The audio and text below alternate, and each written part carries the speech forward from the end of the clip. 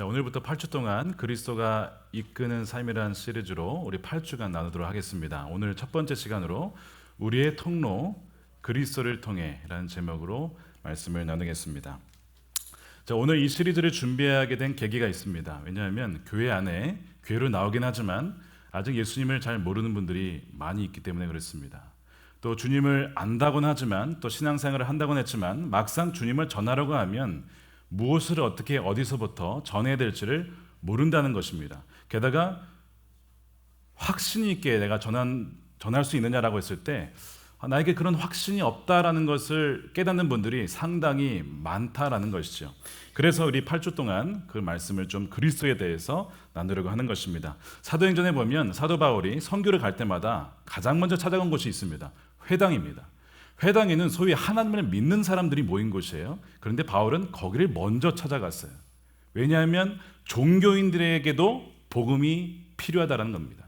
종교인들에게 오히려 그리스도가 필요한 확신이 있었기 때문에 바울은 회당을 먼저 찾아갔습니다. 마찬가지로 오늘날 사도 바울이 선교를 한다면 아마 교회로 올 겁니다.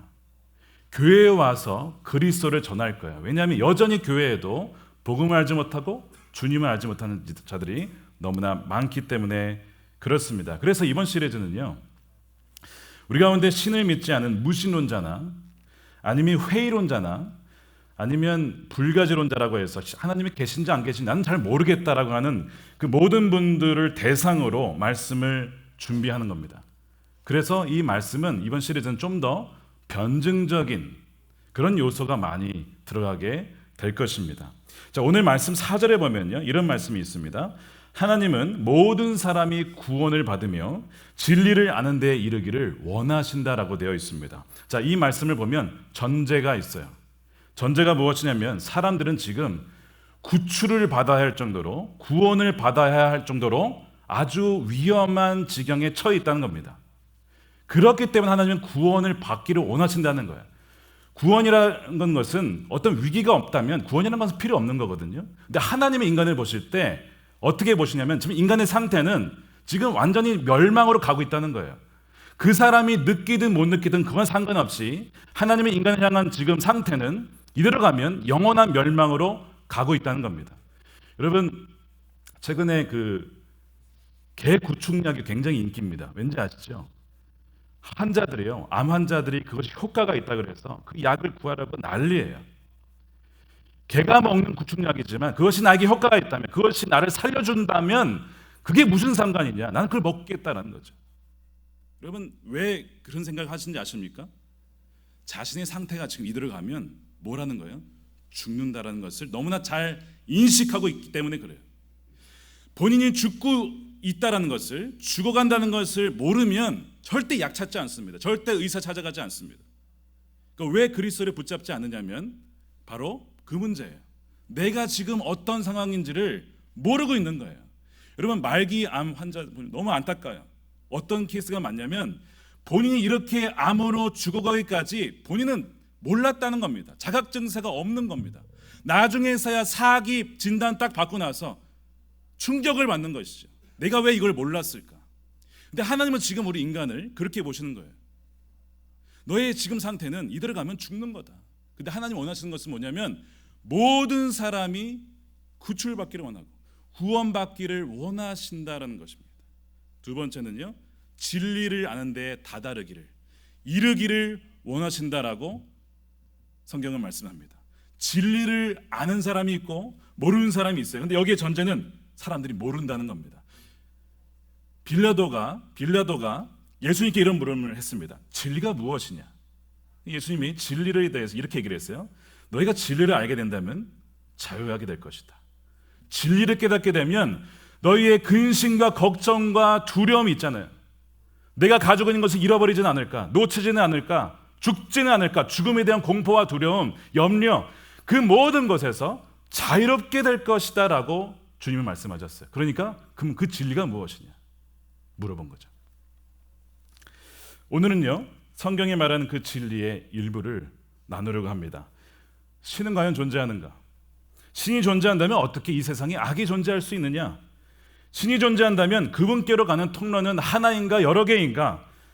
만약에 하나라면 그 길은 내 인생을 모두 올인할 만큼 신뢰할 만한가? 바로 이 주제입니다. 굉장히 무거운 주제지만 오늘 말씀을 통해서 여러분들이 그것을 깨달을 수 있기를 간절히 원합니다.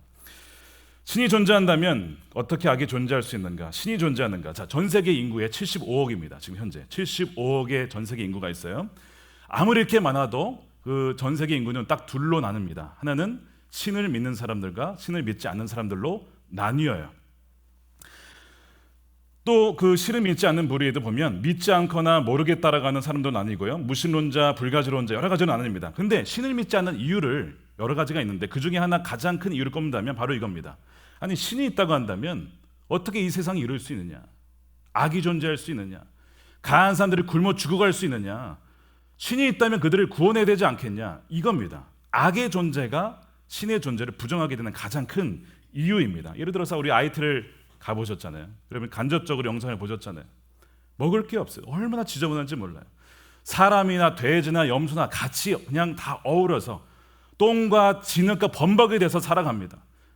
쓰레기를 뒤져서 겨우 뭔가 건질 게 없을까 그렇게 살아가요. 신이 계시다면 어떻게 이런 나라가 이런 아이들이 이대로 죽어갈 수가 있냐는 것이죠. 그건 신이 없다라는 증거 아니냐라고 하는 거예요. 선한 사람들이 어떻게 질병에 걸려서 암에 걸려서 죽을 수가 있냐는 거예요. 이런 질문들은 강력하게 신의 존재를 부정하는 어떤 논증처럼 보이기도 합니다. 이것이 무신론자들이 신을 믿지 않는 가장 큰 이유예요. 그런데 여기서 한번 우리가 멈추고 생각해 보아야 할 것이 있습니다. 우리가 생각하는 마땅히 이래야 된다라는 정의라든가 아니면 좋지 않다라는 불이라든가 이런 개념을 보면 무엇이 선하고 악하다라는 이 개념은 어디에서 온 것이냐? 좀 더 제가 쉽게 한번 설명을 해볼게요. 여러분 스타워즈라는 영화 아시죠? 스타워즈 보셨을 거예요. 그 영화의 주된 내용은 무슨 얘기냐면 선한 포스가 있고 악한 포스가 있습니다. 이 둘의 대결입니다. 왜 우주에 평화가 없느냐? 악한 포스가 행성들을 지배하고 사람들을 괴롭히기 때문에 그런 것이고 우주에 평화가 있다면 선한 포스, 악한 포스가 균형을 이루거나 아니면 선한 포스가 더 강하기 때문에 그렇다. 이것이 영화의 전반적인 내용입니다. 선한 포스는 누가 있죠? 제다이가 있습니다. 광선검을 가지고 제다이들이 싸우는 것이죠. 너무 리얼합니까? 저 좀 해봤거든요. 이렇게 제다이들이 그래서 나서는 것이고 또한 한때는 제다이였거나 제다이는 아니었지만 악한 그 포스를 가지고 있는 자들이 또한 제다이를 꼬드겨서 바뀌기도 하죠.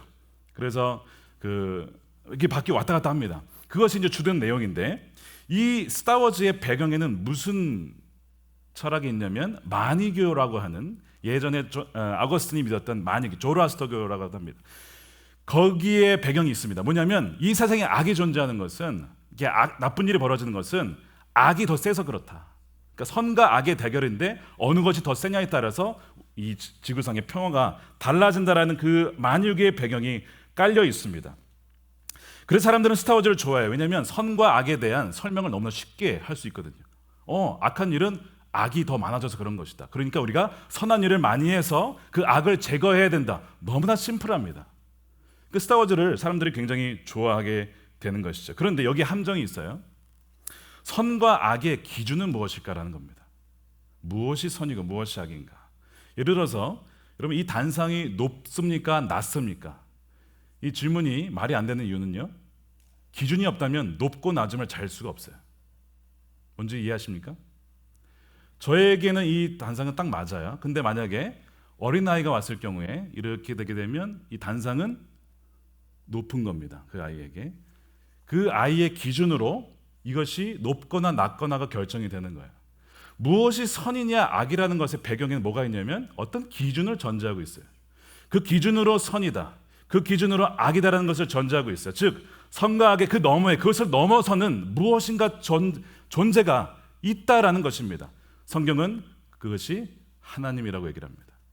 그 기준은 어디서 왔느냐? 마땅히 강한 자가 약한 자를 괴롭히고 죽일 것이 아니라 약한 자를 돌봐야 된다라고 하는 기준. 그 기준은 어디서 왔냐는 거예요. 그는 하나님의 성품에서 왔다라는 것이죠. 예를 들어서 이런 경우도 있습니다. 스타워즈 예를 다시 들어보면 데스스타라는 어떤 걸 만들어서 이건 뭐냐면 행성을 파괴하는 무기입니다. 그래서 이거를 어떻게 하면 완성하지 못하게 하려고 하는 것이 그 스타워즈 4의 내용이에요. 그래서 뭐 도면을 다 유출시켜가지고 어쩌고 결국 실패해서 데스스타가 완성이 돼요. 그래서 행성을 파괴시키기 시작합니다. 자, 강한 제국이 약한 나라를 점령하고 파괴시킨 것이 악입니까, 선입니까? 만약에 이것을 진화론의 논리로 비교해보면 이건 선입니다. 왜 선일까요? 여러분, 진화론의 전제는 뭐예요? 강한 자가 약한 자를 잡아먹는 겁니다. 사자가 사슴을 잡아먹는 거예요. 그걸 악이라고 하지 않아요. 그건 자연의 순리라고 얘기합니다. 여러분, 진화론의 배경은 어떻게 해서든 좋은 유전자가 후대에 남아야지 나쁜 유전자는 다 걸러내야 됩니다.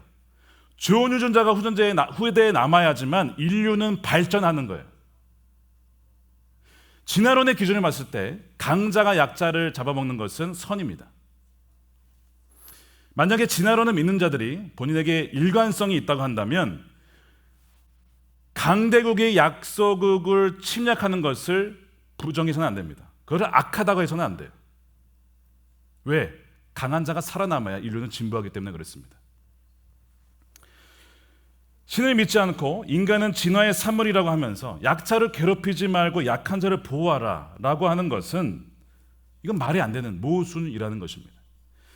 만유교와 같이 선과 악의 힘의 대결이라는 개념으로는 이것을 다 설명할 수가 없어요. 선과 악을 뛰어넘는 분명한 기준이 먼저 있다는 것을 전제하고 있기 때문에 그렇습니다. 말씀드린 대로 기독교는 바로 그 기준이 하나님의 성품에서 왔다라고 믿습니다.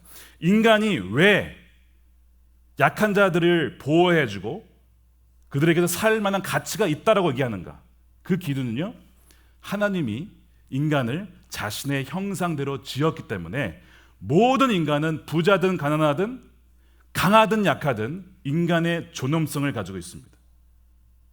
그 기준은 바로 하나님의 성품에서 나온 거예요. 그것이 성경이 가르치는 바입니다. 만일 인간이 원숭이에서 진화한 동물이라고 한다면 인간은 동물 그 이상도 이하도 아닙니다. 그렇다면 이 세상은 동물의 세계와 같이 철저하게 약육강식의 논리에 따라서 움직여야 맞습니다. 그 논리를 기준을 삼는다면 히틀러야말로 선한 사람입니다. 왜 그렇죠? 게르만족이 가장 강한 유전자를 가지고 있으므로 그보다 못한 민족이나 유전자는 제거되어야 된다. 그래서 유대인들을 말살시킨 거 아닙니까? 그 기준을 보면 히틀러는 선한 일을 한 거예요. 인류의 진보와 발전을 위해서 일을 잘한 겁니다. 기준이 그렇다면 그런 거예요. 그런데 성경은 그것을 정죄합니다. 그리고 우리는 히틀러가 악한 사람이라고 규정을 해요. 왜? 기준이 뭐예요? 하나님은 모든 사람을 존엄하게 존귀하게 지었다라고 창세기에 말씀합니다. 자기의 형상대로 지었다고 했기 때문에 모든 사람은 다 존귀한 거예요. 선과 악을 분별하는 기준이 있다고 해서 아직 악의 문제를 우리는 해결하지 못했습니다. 다시 한번 말씀드리지만 이 악의 문제는 너무나 어려운 주제예요. 그럼에도 불구하고 오늘 말씀에 모든 사람이 진리에 이르게 되기를 원하신다고 했기 때문에 좀 더 이 부분을 발전해 보겠습니다. 하나님의 성품에서 나온 도덕적 기준에서 벗어난 것을 우리는 악이라고 얘기하죠. 자, 하나님이 약자를 보호하라고 했어요. 모든 사람은 존엄하다는 기준을 보여주셨습니다. 근데 강자가 약자를 괴롭혀 불링을 해. 그것은 악입니다. 하나님이 절대 이것을 옳다라고 보시지 않죠. 하나님이 이것을 옳다고 보시면 그는 선한 신이 아닙니다. 그렇다고 해서 이런 일이 없는 건 아닙니다. 그런 일이 이 세상에서 벌어지고 있어요. 학교에서 불링을 당하죠. 강한 나라가 약한 나라를 침공을 하죠. 그래서 사람들을 죽이기도 하고 빼앗기도 합니다. 그런 일이 벌어집니다. 어떻게 신이 있는데 이런 일이 벌어질 수 있느냐는 거예요. 그러면 그 신은 무능한 신 아닙니까? 우리가 전능하신 하나님을 오늘 찬양했는데 과연 전능하신 하나님이 계신데 어떻게 이런 악한 일들이 벌어질 수 있느냐는 것이죠. 이 악을 왜 하나님은 제대로 제압하지 않으신다는 거예요. 이걸 어떻게 설명해야 되냐면 누군가에게 의지와 뜻과 바람이 있다고 해서 다른 한편으로는 그것이 어긋날 수도 있음을 여러분들도 아마 경험하셨을 겁니다. 제가 한번 예전에 비유를 한번 들었어요. 어머니가 자녀에게 자, 방 좀 정리하고 좀 자라. 알았지? 책은 자리에 꼽고 옷은 다 개어가지고 빨래터에 넣고 너희 장난감 다 정리해서 해 라고 자녀들의 의지를 가지고 청소할 것을 원하는 마음으로 어머니가 이렇게 얘기를 했어요.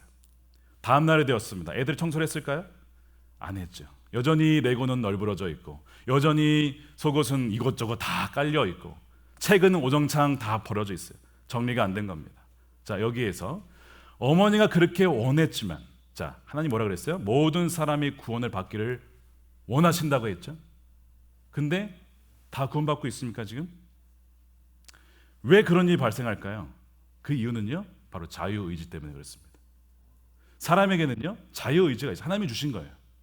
마음껏 선택할 수 있는 자유를 주셨어요. 자, 분별력, 판단력, 이성, 이 모든 것은 성경 말하기를 신의 성품에서 인간에게 주어진 겁니다. 창의력, 이 모든 것은요, 신이 인간에게 준 거예요. 그 중에서 이 자유의지라는 것이 있어요. 내가 할 수 있고 안 할 수도 있고, 그렇죠? 순종할 수도 있고 안 할 수도 있고, 이것이 우리에게 주어졌습니다. 전능하신 하나님이라 할지라도요, 사람에게 자유의지를 주면서 무조건 선한 것만 택하도록, 무조건 순종만 하도록 하실 수는 없는 겁니다. 하나님도 못하시는 것이 있어요. 죄를 짓지 못하시고요, 악을 하지 못하시고, 거짓말 못하십니다. 마찬가지로 자유의지를 인간에게 주면서 그 인간이 오로지 나에게만 순종하도록 하실 수는 없었다는 겁니다. 하나님께 순종할 수도 있고 못할 수도 있어야 그것이 진정한 자유의지예요. 자, 자유의지 안에 뭐가 있는 거예요? 지금 악이 발생할 수 있는 가능성이 들어가 있는 거예요. 기독교는 바로 여기에서 악이 발생한다고 봅니다. 창세기 읽어보면 첫째 날, 둘째 날, 셋째 날 이렇게 찍잖아요. 마지막 날 인간이 창조가 되었어요. 근데 그 전에 천사가 창조되었다라고 봅니다. 왜냐하면 뱀이 나타나서 아담과 하와를 유혹을 할 때에 이미 뱀이 등장하고 있었어요. 아담과 하와 이전에. 그래서 유혹을 하거든요. 그러니까 천사가 분명히 존재하고 있었는데 이 천사가 타락을 했다는 겁니다. 어떻게 타락했냐면 소위 루시퍼라고 하는 존재가 있는데, 루시퍼가 하나님 옆에서 찬양하는 천사였습니다. 바로 옆에서 하나님의 임재를 보며 하나님 바라보며 찬양하던 천사였는데, 찬양을 하다가 야, 내가 하나님 바로 옆에서 찬양하는 천사야. 이러다가 뭐가 들어온 거예요? 나도 하나님처럼 경배받고 싶은데. 그래서 하나님을 찬양하려는 그 의지가 아니라 뭐가 들어갔을까요? 나도 경배받고 싶다라는 것으로 선택을 하게 되면서 타락을 하기 시작합니다. 반역을 하게 되죠. 그래서 그를 따랐던 천사 전체 3분의 1이 타락을 해서 떨어진 것, 그들이 사탄과 그의 무리들입니다. 그것은 영적인 존재라 눈에 보이진 않지만 분명히 이 세상에 존재하고 있어요. 자, 사탄과 그의 무리들과 그 다음에 인간에게, 아담과 하와에게 자유의지가 있는데 그 안에 하나님께 순종할 수도 있고 거절할 수 있는 자유의지, 거기에다가 이 사단이 유혹을 했으니 인간이 하나님께 반역을 하게 된 겁니다. 나도 하나님처럼 되리라. 반역을 한 것이 바로 이게 악의 탄생이 되게 된 것이죠. 그러면서 무슨 일이 벌어졌냐면요, 하나님과의 관계가 끊어졌어요. 하나님의 통치를 거부했기 때문에 그렇습니다. 그 말은 나무를 뽑으면, 뿌리를 뽑으면 한 며칠은 살 겁니다. 길게는 뭐 몇 달을 살 수도 있어요. 이미 그 안에 수액이 들어있기 때문에. 그러나 여러분, 곧 이 나무가 말라 죽을 것이라는 것은 자명한 일입니다. 그렇죠? 여러분, 랩탑에 전원을 딱 끄우면 100볼에 좀 있으면 99, 98 떨어지죠. 카운트다운이. 인간은요, 하나님에서 떨어지면서 카운트다운 하기 시작했습니다. 인간의 수명이 유한한 존재로 바뀐 거예요. 영원한 존재에서 이제는 유한한 생명으로 바뀌고 질병이 찾아오고 죽음이 찾아오고요. 그뿐이 아닙니다. 사람과 사람 사이에도 시기와 미움과 질투와 탐욕이 들어오기 시작했어요. 그래서 타락하자마자 창세기 4장 이야기가 뭐냐면 형이 동생을 돌로 쳐 죽이는 일을 시작합니다. 시기와 질투가 개인으로 나가면 이렇게 나가지만 나라와 나라로 가게 되면 이것이 전쟁이 되는 거예요. 그래서 그렇게 서로 미워하고 죽이는 이 세상으로 가게 되면서 누군가는 탐욕스럽게 다 가지려고 하고 누군가는 그렇게 가지지 못한 채 굶어 죽어가게 되는 이 세상으로 변질됩니다. 그뿐이 아니에요. 하나님은 인간에게 이 세상을 다스리라는 권세를 주셨어요. 근데 인간이 하나님께 반역을 하니까 자연이 인간에게 반역을 합니다. 그래서 가뭄이 오기도 하고요, 쓰나미가 오기도 하고요, 그렇죠? 해일이 일어나기도 하고요. 자연이 인간을 공격하게 되는, 왜? 인간이 하나님께 반역했기 때문에. 순서가 그렇게 가는 거예요. 이 모든 세상이 다 뒤죽박죽 순서가 바뀌어지고 서로가 죽이는 그런 상황으로 바뀌게 된 것이죠. 성경은요, 지금 이 세상을 이렇게 봅니다. 반란군이 반란을 일으켜서 잠시 이 세상을 장악한 상태, 반란군이 장악한 상태라고 봅니다. 그래서 이 세상에 악이 그렇게 많은 거예요. 그런데 이 반란군이 장악한 세상에 합법적인 왕이 변장을 하고 이 땅에 침투를 하셨어요. 어느 정도 변장을 했냐면 왕인데 가장 가난한 가정에 태어나셔서 말구유에 태어나셨습니다. 그 정도로 변장을 하니까 이 세상의 적들이, 반란군들이 그 왕을 알아보지 못했습니다. 왕이라면 당연히 왕궁에서 태어나야지 어떻게 말구유에서 태어나는 왕이냐. 속인 거죠. 속인 거예요. 그분이 예수 그리스도이십니다. 이 반란군 지역에 침투했고 또한 그분을 따르는 자들이 그리스도인들인데 그들이 모이는 곳이 바로 이 교회입니다. 이것은 반란군들에 대해서 그들을 어떻게 제압할 수 있을까를 모여서 회의하고 작전을 나누고 하는 곳입니다. 자, 여러분들 옆 사람에게 동지 한번 얘기해 보겠습니다. 동지, 사랑하는 동지요. 이 세상에 하나님을, 신을 믿는 존재 사람들보다 믿지 않는 사람들이 더 많다고 말씀을 드렸습니다. 믿는 사람들은 전체의 한 3분의 1 정도, 신을 믿지 않는 사람들이 한 3분의 2 정도, 좀 더 많아요. 왜 하나님을 믿지 않는가라고 했을 때 그 차이는, 이유는요, 신과 인간의 이 차이가 어마어마하기 때문에 그렇습니다. 신이 너무나 어마어마해서 인간은요, 신을 인식할 수가 없어요. 우리의 이성 바깥으로. 만약에 인간이 신을 다 알 수 있다면 그건 신이 아닙니다. 사람이 만들어낸 것이죠. 인간은요, 신을 알 수가 없어요. 아예 차원이 달라요. 차원이. 그러니까 인간 스스로는요, 하나님을 절대 알 수가 없습니다. 인간의 지성과 지혜로는요, 신을 인식할 수가 없다는 겁니다.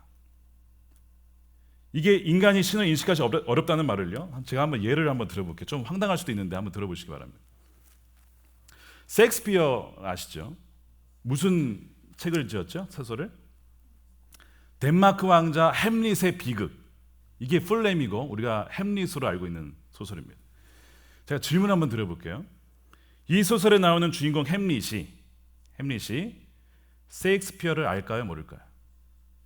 이거 황당한 질문 아닙니까? 이거 무슨 햄릿이 어떻게 셰익스피어를 알아요? 말이 안 되잖아요, 지금. 인간이 하나님 안다는 것이 꼭 이와 같다는 거예요. 창조주와 피조물의 차이는 아예 인식론적으로 불가능합니다. 햄릿이 셰익스피어를 알 수 없는 것과 똑같은 거예요. 근데 방법이 하나 있습니다. 작가가 자신이 만든 소설에 직접 등장한다면 햄릿은 그 작가를 만날 수가 있어요. 햄릿이 자신을 창조한 작가를 알 수 있는 유일한 방법은 작가가 스스로를 햄릿에게 자신을 알려주거나 햄릿이 알 수 있는 언어와 방식으로 알려주거나 아니면 자기 스스로가 직접 햄릿이 있는 세상으로 들어가서 사람이 되어서 인물이 되어서 나타나는 겁니다. 근데 이런 소설을 쓴 사람이 있어요.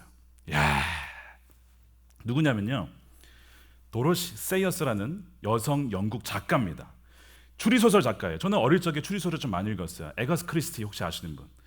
그리고 아무도 없었다. 와, 명작. 왜 안 읽어보셨어요? 읽어보세요. 누가 범인일까? 정말 제가 좋아하는 소설인데 그 작가와 함께 쌍두마차를 이끌었던 여성 추리소설 작가인데 이 사람이 바로 도로시 세이어스예요. 이분은요, 옥스퍼드 대학을 다닌 최초의 여성 중에 한 명입니다. 그래서 그 당시에 동시대 인물이었던 나니의 연대기를 쓴 C.S. 루이스, J.R.R. 톨킨, 반지의 제왕, 동시대 사람이에요. 영국 사람이고 근데 다 옥스퍼드 출신입니다. 그래서 옥스퍼드의 그리스도인이라고 알려진 사람입니다. 자, 이분이 쓴 소설이 뭐냐면 피터 윈즈경이라고 하는 시리즈예요. 그러니까 셜록 홈즈와 같은 그런 어떤 추리 소설이죠. 거기에 등장하는 주인공 피터 윈즈경은 귀족이면서 탐정입니다. 미혼 남성이에요. 소설 중간에 한 인물이 등장을 합니다. 여성 인물인데요, 해리엇 베인이라는 여성 인물이 등장을 해요. 이 여성은 누구냐면 옥스퍼드를 졸업한 최초의 여성으로 그 소설에 나옵니다. 그리고 미스테리 소설 작가로 그 소설에 나옵니다. 자, 피터 이 윈즈경이 바로 그녀와 사랑에 빠지게 되고 나중에 결혼까지 해서 이제 같이 그 사건을 풀어나가는 그런 이야기입니다. 자, 질문입니다. 이 소설에 등장하는 그녀는 누구일까요? 작가 본인입니다. 본인을 그 소설의 세계에 직접 자기가 들어가서 피터 윈즈경을 만나고 사랑을 하고 부부가 된 거예요. 이것은 도로시아스가 만든 소설인데 이런 일이 실제로 벌어졌다는 거죠. 비교할 수 없는 일이 벌어졌습니다. 온 천지를 창조하신 하나님이 친히 인간이 되어서 이 세상에 들어오신 거예요. 사랑과 같이 되셔서 자신이 지은 창조한 백성들을 사랑하시되 어느 정도 사랑했냐면 자기가 죽기까지. 여러분, 신이 인간을 위해서 죽으셨다. 어느 종교도 없습니다. 그런 종교는. 그분은 예수 그리스도이십니다. 요한복음 1장 14절에 이렇게 되어 있습니다. 함께 읽어볼까요? 시작. 말씀이 육신이 되어서 우리 가운데 거하심에 우리가 그의 영광을 보니 아버지의 독생자의 영광이요 은혜와 진리가 충만하다. 그분은 은혜이시고 그분은 진리 그 자체예요. 예수님 그 자체가 진리라는 겁니다. 햄릿이 스스로는 셰익스피어를 알 수가 없고 도로시아스가 자신을 피터 윈즈경에게 나타나지 않고서는요, 피터 윈즈경이 그 작가를 알 수 없듯이 인간은 스스로 하나님을 알 수 없습니다. 인간이 하나님을 알려면 하나님은 자신을 보여주셔야 돼요. 자, 이게 기쁜 소식이에요. 하나님이 우리에게 자신을 드러내 보이셨고 그 정도가 아니라 우리와 같이 인간이 되셨고 우리를 위해서 죽으셔서 그 반역죄를 용서하시겠다라는 거예요. 그분을 믿는 자마다. 이것이 기쁜 소식이고요. 또 한 가지, 누구든지 구하고 찾고 두드리면 그분을 알 수 있다. 아무리 찾아도 햄릿은 셰익스피어를 알 수가 없어요. 만약에 셰익스피어 자신을 드러내지 않는 이상. 그런데 하나님은 이미 자신을 인간에게 보여주셨다는 거예요. 그래서 구하고 찾고 두드리면 반드시 그분을 만날 수 있다는 겁니다. 믿으십니까? 이것이 너무나 중요한 굿뉴스예요. 마태복음 11장 25절에 이렇게 되어 있습니다. 그때 예수께서 대답하여 이르시되 천지의 주제이신 아버지여, 이것을 지혜롭고 슬기 있는 자들에게는 숨기시고 어린아이들에게 나타내심을 감사합니다. 무슨 얘기냐면 하나님이 진리를 나타내셨어요. 예수 그리스도를 통해서. 그런데 나는 너무 똑똑하고 난 너무 지혜롭고 내 이성으로 모르는 것이 없어 라고 하는 자들에게는 이것이 감춰진다는 겁니다. 그런데 이런 사람이 있어요. 나는 부족하고 나는 아는 것이 없고 내가 틀릴 수도 있고 그것을 인정하는 자, 어린아이같이 자신을 낮추는 자에게는요, 이것이 나타난다는 겁니다. 우리에게 필요한 것은요, 겸손하게 그분을 찾는 겁니다. 내가 유한한 존재라는 것을 인정하고 그분을 찾을 때에 그분을 만날 수가 있는 거예요.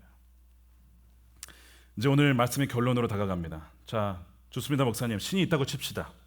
근데 오직 기독교만이 진리라는 것은 너무 오만한 주장 아닙니까? 꼭 예수님만이어야 합니까? 다른 종교는 안 되는 겁니까? 꼭 하나님께 가는 통로가 예수 그리스도뿐이라는 주장은 너무 독선적이고 너무 배타적인 것 같습니다. 이런 얘기를 많이 하십니다. 모든 종교는 결국 한 곳으로 만나는 거 아닙니까? 라는 주장은 여러분들 많이 들어보셨을 거예요. 이에 대한 비유 중에 하나가 뭐냐면 산길 비유입니다. 산 정상에 등산하시면 아시겠죠? 산 정상을 가는 길이 여러 개가 있습니다. 여러 루트를 통해서 올라갈 수 있어요. 그러니까 모든 종교는 겉으로 보면 다 길은 다르지만 결국 정상에서 만난다. 이게 종교의 모든 본질은 근본적으로는 같다라는 것이죠. 이것이 이제 산길의 비유예요. 제가 신학교 1학년 때 이걸 듣고 얼마나 감동을 받았는지. 그래서 제가 하마터면 그렇게 빠졌었어요. 솔직히 말씀드리면. 힌두교나 이슬람이나 불교나 다 같은 거구나. 그래서 불교 사원 방문하라는 그 숙제가 있었어요. 그래서 우리 스님 만나면서 막 이러면서 우리가 다 같은 거 아닙니까? 결국엔 우리가 선한 일을 하자고 좋고 좋은 거죠. 뭐 이런 1학년 때 그런 일도 했었습니다. 너무 이게 말에 맞는 거야. 이게 경상에서 만난다 결국에는. 정말 타 종교에도요 어떤 부분적인 진리들이 있어요. 예를 들면 인간에 대한 존엄성에 대한 부분, 가난한 자를 돕는다. 여러분, 마호메트가 어렸을 때 가난했습니다. 고아였습니다. 그래서 이슬람의 5가지 기둥 중에 하나가 뭐냐면 반드시 가난한 자를 돕는 거여야 됩니다. 그래서 이슬람 신자들에게, 무슬림들에게는 자신의 수입의 일부를 고아와 가난한 자들을 위해서 반드시 돕게 되어 있어요. 그것이 율법입니다. 그냥 이슬람에도 그 부분이 있어요. 여러분, 힌두교는 어떻습니까? 힌두교의 대표적인 사람을 꼽으라면 간디를 꼽을 수가 있죠. 여러분, 간디 대단한 사람입니다. 정말 존경스러운 분이에요. 인도의 카스트 제도, 완전 이 계급 제도 아닙니까? 맨 밑에 불가촉 천민, 만져서도 안 되는 그 부류가 있어요. 근데 그들과 함께 했던 사람이 간디예요. 같이 살아간 정도가 아니고요. 그들의 이름을요, 하리잔, 무슨 뜻이냐면 신의 자녀들이다. 너희들은 불가촉 천민이 아니라 너희들은 하나님의 자녀야 라고, 신의 자녀라고 그렇게 이름을 지어줄 정도로 이 간디가 참 선한 일을 많이 했습니다.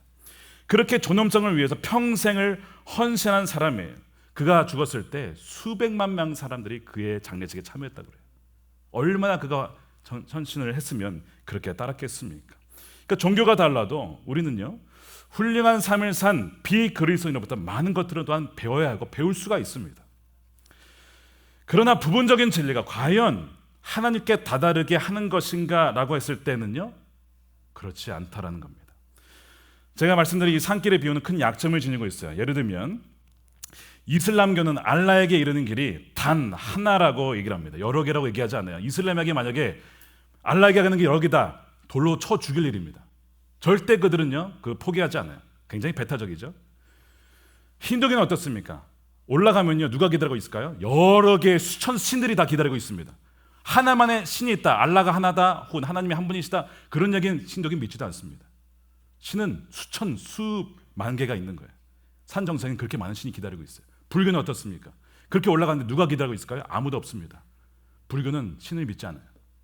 여러분, 각 종교마다 너무나 다르다는 거 아십니까? 같지가 않아요. 완전히 배타적인 주장을 하고 있어요. 힌두교는 뭐를 얘기했어요? 윤회를 얘기하고 있잖아요. 지금 우리가 겪고 있는 고난은 내 전생에 내가 죄를 지어서 그런 거야. 그러면 내가 고통을 당할 때 악을 보면서 어떻게 하죠? 그냥 운명론을 받아들입니다. 아, 내 업보 때문에 그래. 이 윤회는 절대 포기하지 않는 힌두교의 중심 교리입니다. 불교도 마찬가지예요. 그러니까 이게 지금 종교라는 것이 같다라는 것은 전혀 종교를 모르고 하는 일입니다. 이슬람이 알라를 포기하지 않죠. 이런 교리들을 절대 포기하지 않습니다. 그런데 어떻게 수많은 교리 중에 이것이 다 통한다라고 얘기할 수 있을까? 그렇지 않다. 뭐는 맞고 뭐는 틀리다는 얘기죠. 산길의 비유는 이제 잊으시기 바랍니다. 종교에 대한 더 나은 비유를 보여드릴게요. 바로 미로라는 겁니다. 미로. 런던 인근에 햄튼 코트라는 정원이 있습니다. 유명한 미로가 있어요. 한번 사진을 보여주시기 바랍니다. 이겁니다. 여러분 보신 적 있을 거예요. 2.5m예요, 높이가. 울타리로 된 이 미로는 1702년에 세워졌습니다. 구불구불한 길이 총 800m가 넘어요.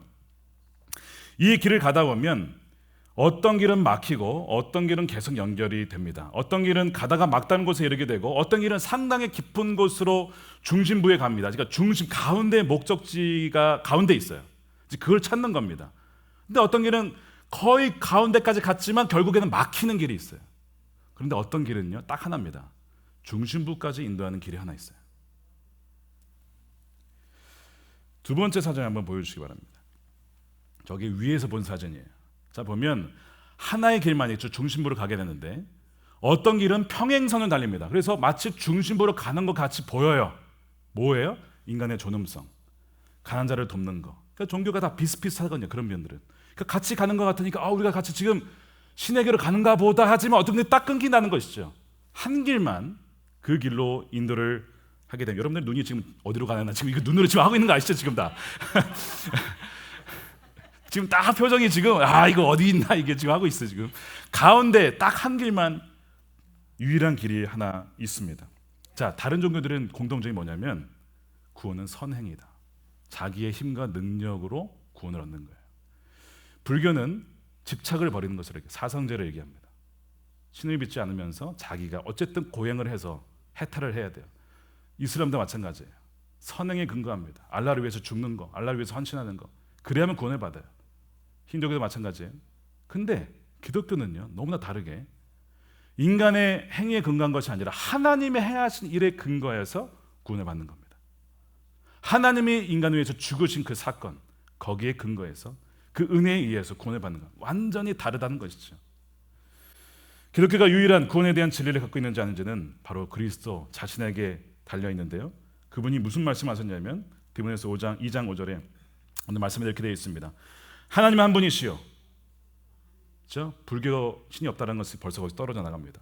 힌두교에서 신이 여러 개다 거기서 떨어져 나갑니다. 신은 한 분이라는 거예요. 하나님과 사람 사이의 중보자, 하나님과 사람 사이를 이을 수 있는 여러 개의 다리가 아니라 one mediator, 유일한 통로가 하나 있다는 거죠. 사람으로 오신 예수 그리스도라. 로마서 5장 1절 2절을 말씀에 이렇게 되어 있습니다. 함께 읽어볼까요? 시작. 그러므로 우리가 믿음으로 의롭다 하심을 받았으니 우리 주 예수 그리스도로 말미암아 하나님과 화평을 누리자. 또한 그로 말미암아 우리가 믿음으로 서 있는 이 은혜에 들어감을 얻었으며 하나님의 영광을 바라고 즐거워하느니라. 자, 기독교는 본질적으로 그리스도입니다. 그리스도와 그분이 하신 일은 기독교 신앙에 기초하고 있는 반석이에요. 만약 예수님이 자기가 말했던 존재가 아니고 그가 하러 왔던 일을 하지도 않았더라면 기독교의 토대가 무너졌을 겁니다. 그리고 그분이 오신 지 올해로 몇 년? 그분이 오신 지 2019년입니다. 전 세계는 그분을 믿지 않든 인정하든 않든 그분을 중심으로 돌아가고 있어요. 2019년이에요.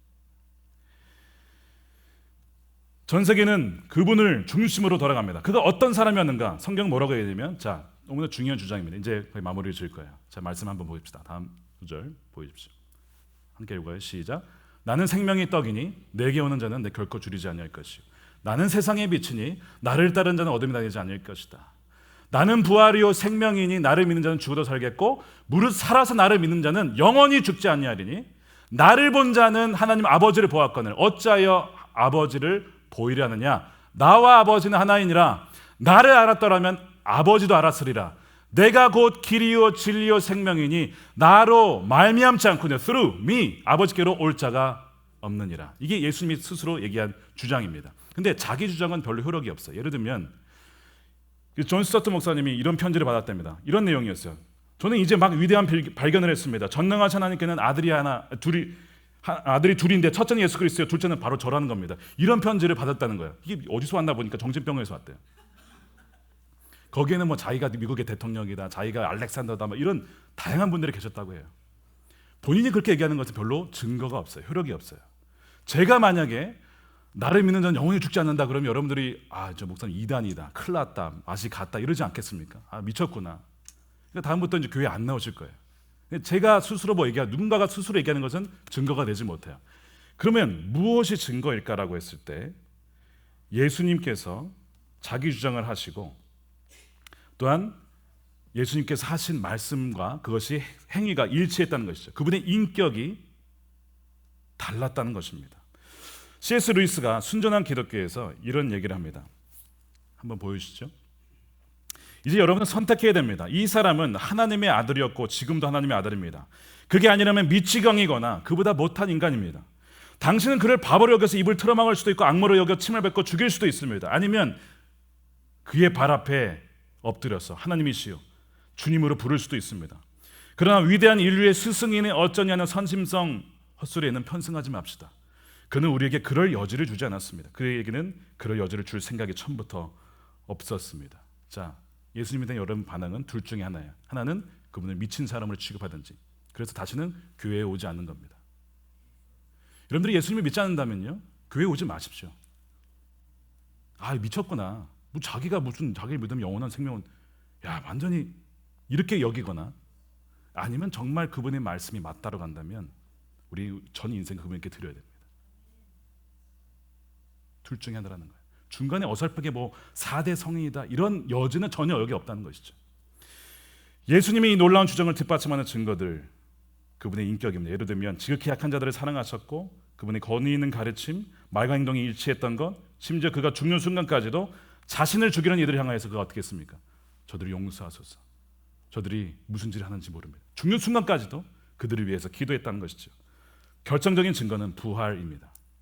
다시 살아나셨다는 거예요. 아니 그거 살아난 거 아닌데 거짓말 친 거 아니냐. 제자들이 거짓말 친 거를 바탕으로 자신의 목숨을 바치겠습니까? 제자들의 순교 12명 다 죽었거든요. 마띠아를 포함해서. 성경에는 안 나와 있죠. 몇 명 나와 있지만 일반 역사에서 제자들이 다 순교했다는 것은 일반 역사에도 기록이 되어 있어요. 그들이 거짓으로 살아나지도 않은 예수 그리스도를 전하다가 너 사실대로 말해. 사실은 그게 거짓이었는데 이렇게 했겠죠. 목숨을 바치기까지 거짓을 왜 죽겠냐고요. 그들은 살아나신 예수 그리스도를 보면서 변화된 거예요. 이분이 진정 그분이 말씀하신 대로 하나님 그분이시구나. 우리 함께 이 시간에 기도할 텐데 여러분들에게 선택권을 드리겠습니다. 말씀드린 대로 하나는요 그분을 미치광이로 취급하시든지 그리고 다시는 교회에 오지 않는 겁니다. 아니면 두 번째는요 그분이 정말 하나님이신가? 인간으로 오신 정말 하나님이신가? 내 그분을 더 알고 싶다. 그분을 믿고 따르고 싶다라고 한다면 이 시간에 여러분들의 눈을 감은 채로 마음의 손을 얻으시고 여러분 기도하시기 바랍니다. 주님, 제가 주님을 더 알고 싶습니다. 주님을 더 따르고 싶습니다. 주님께 나가고 싶습니다. 주님, 내가 주님께 더 나아갈 수 있도록, 알 수 있도록 저를 인도해 주시옵소서. 우리 그것을 놓고 우리 함께 기도하는 시간 갖도록 하겠습니다. 기도하겠습니다.